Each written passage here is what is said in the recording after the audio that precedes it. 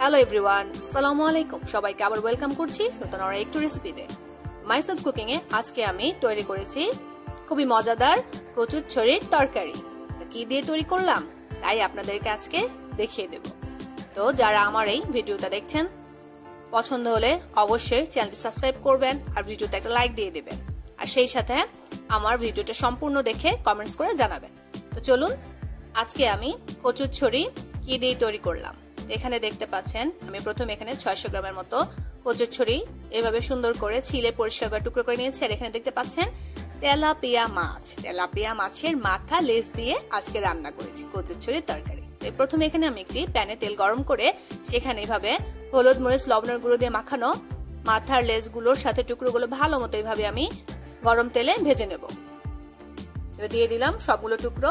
এভাবে দেখতে পাচ্ছেন কিছুক্ষণের মধ্যে আমার মাছের মাথা লেজগুলো ভালো মতো ভাজা হয়ে গেছে। আর অপরদিকে আমি একটি পাত্র বসিয়ে দিলাম, সেখানে তেল গরম করতে দিয়ে দিয়েছি। আর সাথে সাথে তেল গরম হওয়ার সাথে আমি দিয়ে দিলাম পেঁয়াজ কুচি, রসুন কুচি, কাঁচামরিচ কাটা আর শুকনো উপকরণগুলো এক এক করে আমি হলুদের গুঁড়ো, মরিচের গুঁড়ো, ধনিয়ার গুঁড়ো দিয়ে আর পরিমাণ মতো লবণ দিয়ে সবগুলো উপকরণ ভালো মতো মিক্স করে নিচ্ছি।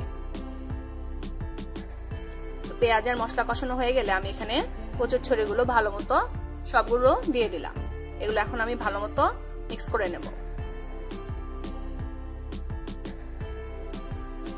দেখতে পাচ্ছেন কচুর ছড়িগুলো আমি একটু কষানোর জন্য ঢাকনা দিয়ে দিলাম। কিছুক্ষণের মধ্যে ঢাকনাটা উঠিয়ে দেখবো যে ভালো মতোই কষে এসেছে। আর একটু নেড়ে চেড়ে নেব। এখন আমি কচুর ছড়িগুলো ভালো মতো সিদ্ধ হওয়ার জন্য পরিমাণ মতো পানি দিয়ে দিলাম, যেন সম্পূর্ণ সিদ্ধ হয়ে আসে। এরকম কিছুক্ষণের মধ্যেই ঢাকনা উঠিয়ে দেখবো যে কচুর ছড়িগুলো সুন্দর করে সিদ্ধ এসেছে। আমি আরো কিছুক্ষণ চুলার উপরে ঢাকনা ছাড়াই রেখে দেব। যখন কচুর ছড়িগুলো সম্পূর্ণ সিদ্ধ হয়ে আসলো, তারপরে আমি এক এক করে আমার ভাজা মাছের মাথা লেজগুলো টুকরোগুলো সুন্দর করে কচুর ছড়ির উপরে দিয়ে দিলাম, যেন এগুলো ভালো মতো কচুর ছড়ির সাথে মিক্স হয়ে একসাথে মশলাগুলো ঢুকে সুন্দর মতো তরকারিটা হয়ে আসে। তো দেখতে পাচ্ছেন শেষ পর্যায়ে আমি কুচি করে রাখা ধনেপাতাটাও তরকারির উপরে সুন্দর করে দিয়ে দিয়েছি। কিছুক্ষণের মধ্যে আমার কচুর ছড়ির তরকারিটা খুব সুন্দর একটা কালার চলে এসেছে। আমি আরো কিছুক্ষণ চুলার উপরে রেখে দেব। চুলার বন্ধ করে দিলাম। খুব মজাদার, খুব সহজেই তৈরি হয়ে গেল আমার এই কচুর ছড়ির তরকারিটা। তো তেলাপিয়া মাছের মাথা লেজ দিয়ে যদি এভাবে রান্না করে দেখেন, দেখবেন খেতে তো অসাধারণ, একদমই অন্যরকম স্বাদ।